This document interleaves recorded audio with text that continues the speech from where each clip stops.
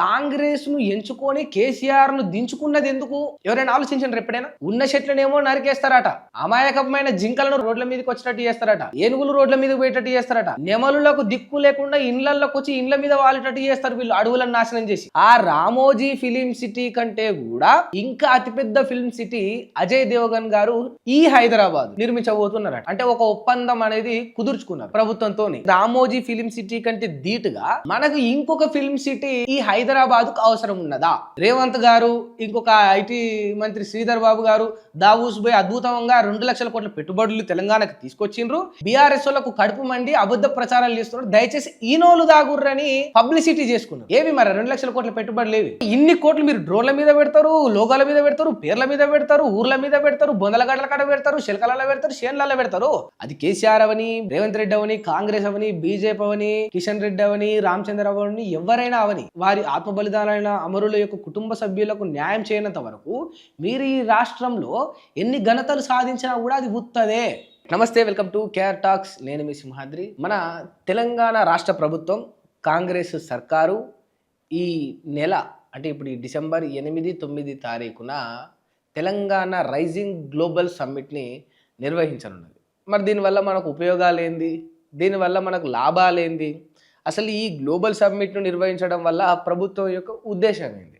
అంటే తెలంగాణ బాగుపడదని, తెలంగాణలో కాంగ్రెస్ సర్కారు అధికారంలోకి వచ్చిన తర్వాత అభివృద్ధి పనులు ఏమేమి జరిగినాయని, ఇంకా భవిష్యత్తులో వాళ్ళు చేయబోయే అభివృద్ధి ఏంటేంటని ఇక్కడ వాళ్ళు ప్రత్యేకంగా చెప్పుకోవడానికి ఇది ఒక వేదిక. ఓపెన్ గా మాట్లాడుకుంటారు. సరే, వాటెవర్, అది ఏ ప్రభుత్వమైనా చేస్తుంది. గతంలో బీఆర్ఎస్ చేసింది, బీజేపీ చేస్తుంది, పక్క రాష్ట్రాలలో టీడీపీ చేస్తుంది, వైసీపీ చేస్తుంది. దేశం మొత్తంలో ఏ రాష్ట్రంలో ఏ పార్టీ అధికారంలో ఉన్నా కూడా వాళ్ళు చేసిన పనులను ఒక వేదికగానో, ఒక సందర్భంలోనో, ఒక మీటింగ్లోనో చెప్పుకునే ప్రయత్నం ఖచ్చితంగా చేస్తారు. బట్ కాకపోతే ఇప్పుడు ఈ కాంగ్రెస్ ప్రభుత్వంలో తీసుకున్న కొన్ని నిర్ణయాలను వీళ్ళు చెప్పుకోబోతా ఉన్నారు బయటికి. ఆల్రెడీ కొన్నిటిని చెప్పుకున్నారు కూడా. మరి నిజానికి వాస్తవంగా చూసుకుంటే మరి వాటి వల్ల మనకు లాభాలు ఉన్నాయా లేదా అనేది చూద్దాం. ఇప్పుడు గ్లోబల్ సమ్మిట్ నిర్వహించడం మనం ఆపలేము. ఆ గ్లోబల్ సమ్మిట్ లో వీళ్ళు చెప్పబోయే విషయాలను చెప్పకుండా మనం వీళ్ళు నోర్లు ముయ్యలేము. బట్ వీళ్ళు చెప్పే విషయాల వల్ల అట్లీస్ట్ మనకు లాభం ఉన్నదా లేదా అనే డిస్కషన్ చేసే ప్రయత్నం అయినా మనం ఈ వీడియోలో చేద్దాం. అయితే ఈ బాలీవుడ్ కు చెందిన హీరో, యాక్టర్, మంచి పేరుగాంచిన వ్యక్తి అజయ్ దేవగన్. మనందరికీ తెలిసిందే అజయ్ దేవగన్ గురించి. ఆయన కొన్ని మన తెలుగు సినిమాలలో కూడా నటించిండు. RRR సినిమాలో కూడా చూడొచ్చు. రాజమౌళి గారు ఒక మంచి పాత్ర కూడా ఇచ్చిండ్రు. అజయ్ దేవగన్ గారికి ఒక మంచి పేరున్నది. ఆయనకు కొన్ని వేల కోట్ల ఆస్తులు కూడా ఉన్నాయి. ఇప్పుడు అజయ్ దేవగన్ గారికి మన తెలంగాణకు ఉన్న సంబంధం ఏంటంటే, ఇప్పుడు మన హైదరాబాద్ లో రామోజీ ఫిలిం సిటీ ఎలా అయితే ఉందో, అంటే మొత్తం దేశంలోనే అతిపెద్ద ఫిల్మ్ సిటీ మన దగ్గర ఉన్నది. ఎక్కడెక్కడో వచ్చి ఆడ షూట్లు చేసుకుంటారు. అంత పెద్ద ఫిల్మ్ సిటీ మన దగ్గర ఉన్నది. ఏ రకమైన సెట్ అయినా అక్కడ ఉంటుంది. ఏ రకమైన యాక్షన్ సీన్స్ అయినా, ఏ రకమైన ఎమోషన్ సీన్స్ అయినా, ఏ సీన్స్ అయినా అక్కడ చేసుకునే ఫెసిలిటీ రామోజీ ఫిలిం సిటీలో ఉన్నది. ఆ రామోజీ ఫిలిం సిటీ కంటే కూడా ఇంకా అతిపెద్ద ఫిల్మ్ సిటీ అజయ్ దేవగన్ గారు ఈ హైదరాబాద్ నిర్మించబోతున్నారట. దీనికి ఆల్రెడీ MOU కూడా తీసుకున్నారు. అంటే ఒక ఒప్పందం అనేది కుదుర్చుకున్నారు ప్రభుత్వంతో. నేను ఇట్లా మీ తెలంగాణలోని మీ హైదరాబాద్లో ఒక అద్భుతమైన, అత్యంత అతిపెద్దదైన రామోజీ ఫిలిం సిటీని కూడా ధీటుగా దాటేస్తూ ఒక ఫిల్మ్ సిటీని నేను నిర్మించబోతున్నా.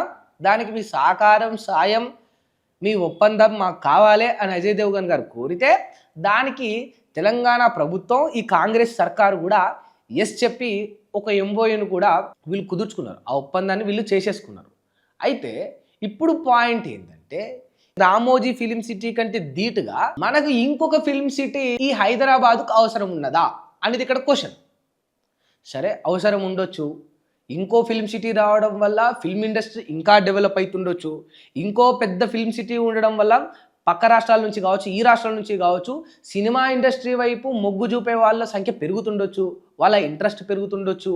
ఎట్ ద సేమ్ టైం ఇంట్రెస్ట్తో పాటు వాళ్ళకు అవకాశం కూడా పెరుగుతుండొచ్చు. అంటే ఇంకొక కొత్త సినిమా తీయడానికో, ఒక కొత్త సెట్లో ఈజీగా యాక్ట్ చేయడానికో, ఒక కొత్త జోన్లో వర్క్ చేయడానికి ఒక రిక్వైర్మెంట్ అనేది అక్కడ ఏర్పడుతుంది. అక్కడ వీళ్ళని రిక్యూర్ చేసుకోవడానికి కూడా ఇంకో కొత్త ఫిల్మ్ సిటీలో అవకాశం ఉంటుంది. సరే, కాకపోతే నిజంగా ఇది తెలంగాణకి ఇప్పుడు అవసరం ఉన్నదా అనేది పాయింట్. ఇప్పుడు నేను దానివల్ల జరిగే బెనిఫిట్స్ చెప్పి, మరి అసలు తెలంగాణ ప్రజలకి ఏ బెనిఫిట్స్ కావాలనేది కూడా చెప్పాలి కదా. ఇప్పుడు ఆ ఫిల్మ్ సిటీ నిర్మాణం వల్ల ఉద్యోగ అవకాశమో ఉపాధి అవకాశమో కలుగుతుంది అనేది నిజం. కానీ అది గ్యారంటీయా? మనం హార్ష్ రియాలిటీ మాట్లాడుకుంటే ఇండస్ట్రీలో ఒక్కడో ఇద్దరే ఎదుగుతారు, ఏ బ్యాక్గ్రౌండ్ లేకుండా.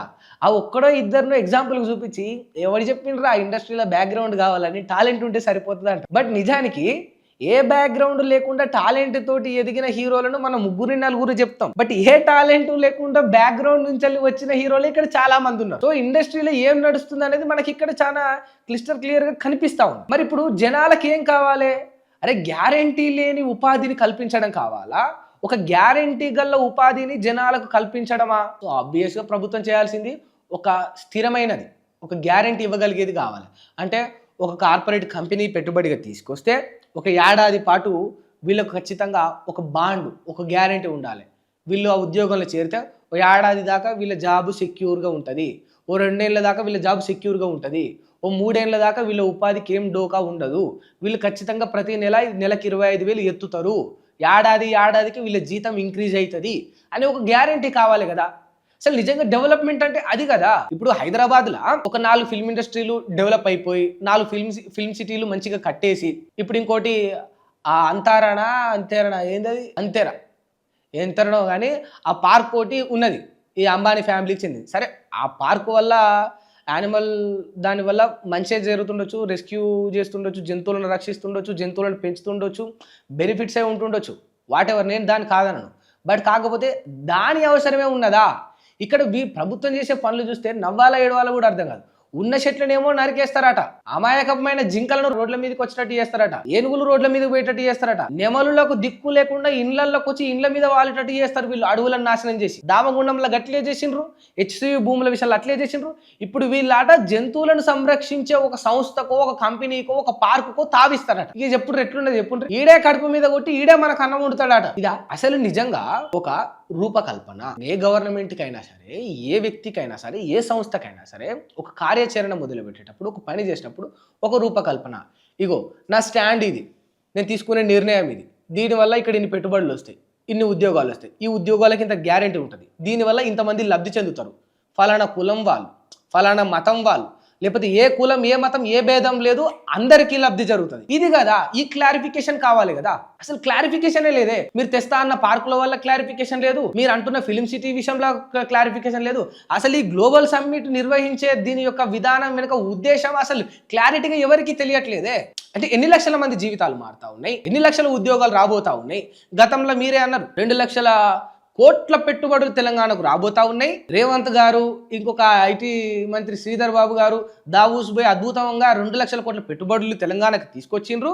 ఈ పెట్టుబడుల వల్ల బీఆర్ఎస్ వాళ్ళకు కడుపు మండి అబద్ధ ప్రచారాలు చేస్తున్నారు. దయచేసి ఈనోలు దాగుర్రని పబ్లిసిటీ చేసుకున్నారు. ఇప్పుడు ఆ 2 లక్షల కోట్ల పెట్టుబడులు ఎటువైనాయి? ఇప్పుడు వాళ్ళకి ఈనోలు కావాలంటే 2 రూపాయలు 10 రూపాయలు పెడితే వస్తుంది, కొనిద్దాం. బట్ మాకు ఆ 2 రూపాయల ఈనో వీళ్ళకి ఇవ్వడంతో పాటు మీరన్న 2 లక్షల కోట్ల పెట్టుబడులు కూడా రావాలి కదా. మరి ఏవి మరి 2 లక్షల కోట్ల పెట్టుబడులు ఏవి? పెట్టుబడులు కేవలం పేపర్ల పత్రికలలో స్టేట్మెంట్ల వరకే ఆగిపోతా ఉంది. బట్ వాస్తవంగా ఎందుకు ఈ గ్రౌండ్ కు రావట్లేదు? చెప్పుడు ఎందుకు రావట్లేదు? ఇవన్నీ విషయాలు పక్కన పెడితే ఇప్పుడు గ్లోబల్ సమ్మిట్ కావచ్చు, మీరు ఇంకోటి కావచ్చు, మీ ఘనత కావచ్చు, 2 ఏళ్ల మీ అద్భుతమైన సుపరిపాలన దీన్ని ఘనంగా చేసుకోవడం కావచ్చు, మీరు నిర్వహించుకోరు. బట్ కాకపోతే జనాలు కాంగ్రెస్ను ఎంచుకొని కేసీఆర్ను దించుకున్నది ఎందుకు? ఎవరైనా ఆలోచించండి ఎప్పుడైనా? అసలు నిజంగా కేసీఆర్ గారు చాలా మంచి పనులు చేసిండ్రు కదా, అయినా కేసీఆర్ ఎందుకు ఓడిపోయిండు? కొందరు ఎమ్మెల్యేలు అంటారు, కొందరు ఇంకోటి అంటారు, కర్ణుడు సావుకు 100 కారణాలు ఇంకోటి అంటారు. కానీ వాస్తవానికి ఎప్పుడైనా ఇది మేజర్గా ఇది కారణమైందని ఎప్పుడైనా ఆలోచించారా? యాక్చువల్ రీజన్ ఏంటంటే, ఎవరైతే తెలంగాణ ఉద్యమంలో పార్టిసిపేట్ చేసి వాళ్ళ ప్రాణాలను సైతం త్యాగం చేసి అమరులైపోయినరో వారికి సరైన గుర్తింపును ఇవ్వకపోగా, వారి కుటుంబాలను ఆదుకోకపోవడం వల్ల బీఆర్ఎస్కు కేసీఆర్ గారికి ఒక బిగ్గెస్ట్ మైనస్ అనేది తెలంగాణలో జరిగింది. అసలు కాంగ్రెస్ మొట్టమొదటగా లేవనెత్తి ముందటేసుకున్న ముచ్చట కూడా అదే. అసలు అమరులను మర్చిపోయినో కేసీఆర్, అమరుల ఊసురు తలిగి, వాళ్ళ తల్లుల ఊసురు తలిగి చచ్చిపోతావు కేసీఆర్. ఈ నినాదమే రేవంత్ రెడ్డి గారు ఎత్తుకున్నది. మరి అసలు కాంగ్రెస్ అమరులను ఏ పాటు గుర్తుపెట్టుకున్నది? 1200 మంది ఆత్మ బలిదానాలు అయ్యారు. మరి సింగర్లకు పైసలు ఇస్తాం, డాన్సర్లకు పైసలు ఇస్తాం, కవులకు పైసలు ఇస్తాం, ప్రాణాలతో ఉన్న వాళ్ళకి పైసలు ఇస్తామే. మరి ప్రాణాలు అర్పించిన వారి కుటుంబాలకు మనం ఎందుకు ఇయ్యలేకపోతా ఉన్నాం? ఇప్పుడు మీ లెక్క ప్రకారం 1200 కోట్లే కదా. 1200 మంది ఆత్మ బలిదానాలు అయితే వాళ్ళ కుటుంబాలకు తలా ₹1 కోటి ఇసుకున్న 1200 కోట్లు. 1200 కోట్లు తెలంగాణ రాష్ట్ర సర్కారు దగ్గర లేవంటారా? ఈ 2 ఏళ్లలో మీరు ఈ పని ఎందుకు చేయలేకపోయినరు? మిస్ వరల్డ్ కాంపిటీషన్ పెడతా అంటే 100 నుంచి 200 కోట్ల ఆడ ఖర్చు పెడతారు. అమ్మాయిలు వచ్చి నడిస్తే మనకు పెట్టుబడులు వస్తాయి అంటారు. వచ్చినా రాలేదా తర్వాత మాట, దానికి డబ్బులు పెడతారు. TS2 TG చేయడానికి మీరు 100-200 కోట్లు ఖర్చు పెడతారు. లోగోలు మార్చడానికి మీరు 10ల సంఖ్యలో కోట్లు ఖర్చు పెడతారు. రావాల్సిన కోట్ల రూపాయల ఆదాయాన్ని కూడా వదిలేసుకుంటారు. మళ్ళీ రాష్ట్రం అప్పులలో ఉందని మీరే చెప్తారు. ఇన్ని వృధాగా మీరు ఖర్చు పెడతా ఉన్నారు, ఇన్ని వృధాగా పోతా ఉన్నాయి. మొన్న డ్రోన్ షో గురించి వెళ్ళి వీళ్ళు ₹32 కాదు 3 కోట్లు ఖర్చు పెట్టింది. 3000 డ్రోన్లకు ప్రతి డ్రోన్ కు 10,000 వేసుకున్నప్పుడు 3 కోట్లు. వీళ్ళు ఇప్పుడు గ్లోబల్ సమ్మిట్ వీళ్ళ కథ వీళ్ళ కార్ఖాన్ అంతా ప్రపంచం అంతా చూపెట్టుకోనికి డ్రోన్ షో, దానికి 3 కోట్లు. మరి ఇన్ని కోట్లు మీరు డ్రోన్ల మీద పెడతారు, లోగాల మీద పెడతారు, పేర్ల మీద పెడతారు, ఊర్ల మీద పెడతారు, బొందలగడ్డల కాడ పెడతారు, శిల్కలలో పెడతారు, షేన్లలో పెడతారు. మరి కేసీఆర్ని ఇన్ని మాటలన్నా మీరు నిజంగా ఎందుకు అమరులైన కుటుంబాల మీద పెట్టలేకపోయిండు? కేసీఆర్ తప్పు చేసిన కనుక దిగిపోయిండు. బట్ మీరు మంచి చేస్తారని మిమ్మల్ని నమ్మించి జనాలు ఎన్నుకున్నప్పుడు మీరు ఎందుకు ఆ నమ్మకాన్ని నిలబెట్టుకోలేకపోతుండ్రు? మీరు ఎందుకు ఆత్మ బలిదానాలైన వారి యొక్క కుటుంబ సభ్యులకు అండగా నిలబడలేకపోయినరు? 1200 మంది లిస్టు తీయడం శాత కాకుండా ఈ రాష్ట్రంలో ప్రభుత్వాలు ఉన్నాయా? చెప్పుండ్రి, ఈ రాష్ట్రంలో ప్రభుత్వాలు ఉన్నాయా? సినిమా ఇండస్ట్రీ వాడికి ఒకటి ఛాలెంజ్ చేసిండని చెప్పేసి సిపిలు కమిషనర్లు అందరూ మంచి మంచి మొగోళ్ళు పోలీసులు అందరు దిగి పక్క దేశానికి పోయినోని కూడా పట్టుకుంటారే. మరి ఇదే రాష్ట్రం కోసం ఇదే రాష్ట్రంలో ఆత్మ బలిదానాలైన వారి యొక్క వివరాలను తెలుసుకొని వారి కుటుంబాలకు డబ్బులు ఇవ్వలేమా? ఇది సాధ్యపడదా? ఇది సుసాధ్యమా? ఎవరు చచ్చిపోయారో మీకు తెలియదా? ఏ ఊర్లో చచ్చిపోయారో తెలియదా? మరి అయినా కూడా ఎందుకు చేయట్లేదు? 6 కోట్లతో ప్రాజెక్టు శాంక్షన్ చేస్తారు, 50 కోట్లు పెట్టి ఉట్టిన కట్టడం కడతారు, 500 కోట్లు పెడతారు, మీరు ఇంకోటి థేమ్స్ నది నిర్మిస్తారు, ఇవన్నీ చేస్తారట మీరు. వీటన్నిటికీ మరి ఎందుకు ఆత్మ బలిదానాలైన వారి కుటుంబ సభ్యులను ఆదుకోలేకపోతా ఉన్నారు? దీనికి ఖచ్చితంగా సమాధానం చెప్పి దీంట్లో సక్సీడ్ అయిన తర్వాత అప్పుడు నిర్వహించాలి. ఎవరైనా సరే ఘనంగా మీరు నిర్వహించుకునే మీ సభలు ఏవైతే ఉంటాయి అంతవరకు, అది కేసీఆర్ అవని, రేవంత్ రెడ్డి అవని, కాంగ్రెస్ అవని, బీజేపీ అవని, కిషన్ రెడ్డి అవని, రామచంద్రరావు అవని, ఎవరైనా అవని, వారి ఆత్మ బలిదానాలైన అమరుల యొక్క కుటుంబ సభ్యులకు న్యాయం చేయనంత వరకు మీరు ఈ రాష్ట్రంలో ఎన్ని ఘనతలు సాధించినా కూడా అది ఉత్తదే, అది ఉత్తది, అది డమ్మి. ఎందుకంటే ఫస్ట్ ప్రయారిటీ వాళ్ళు కదా.